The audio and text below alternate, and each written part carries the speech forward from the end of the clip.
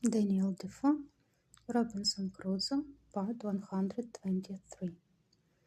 Such certainly was the case of these men,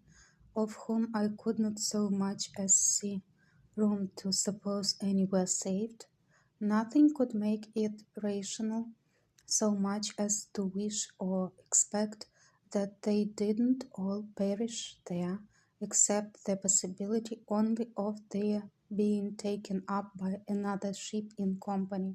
and this was but mere possibility indeed, for I saw not the least sign or appearance of any such thing. I cannot explain by any possible energy of words what a strange longing I felt in my soul upon this side,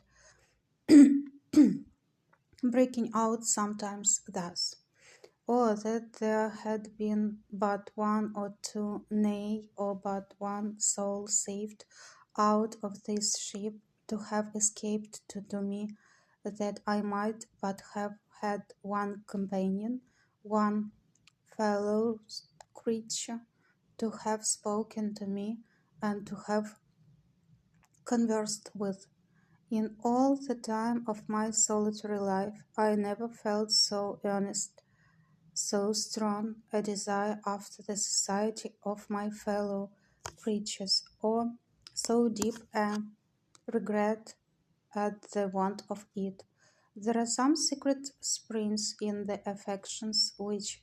when they are set a-going by some object in view,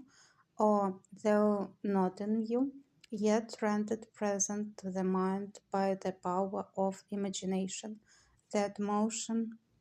carries out the soul by its impetuosity to such violent urgor embracings of the object that the absence of it is insupportable. Such were these earnest wishings that but one man had been saved. I believe I repeated the words, "Oh, that it had been but one," 1,000 times, and my desires were so moved by it that when I spoke the words my hands would clinch together and my fingers would press the palms of my hands, so that if I had had any soft thing in my hand I should have crushed it involuntarily, and the teeth in my head would strike together and set against one another so strong that for some time I could not part them again. Let the naturalists explain these things and the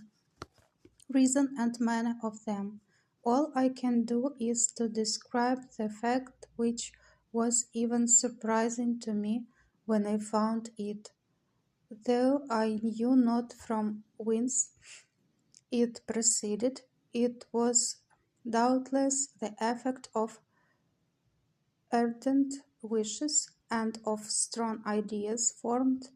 in my mind,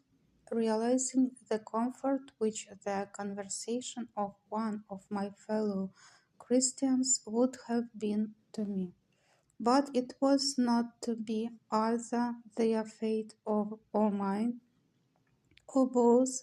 forbade it, for till the last year of my being on this island I never knew whether any were saved out of that ship or no, and had only the affliction some days after to see the corpse of a drowned boy come on shore at the end of the island which was next the shipwreck. He had no clothes on but a seaman's waistcoat, a pair of open kneed linen drawers, and a blue linen shirt, but nothing to direct me so much as to guess what nation he was of. He had nothing in his pockets but 2 pieces of 8 and a tobacco pipe. The last was to me of 10 times more value than the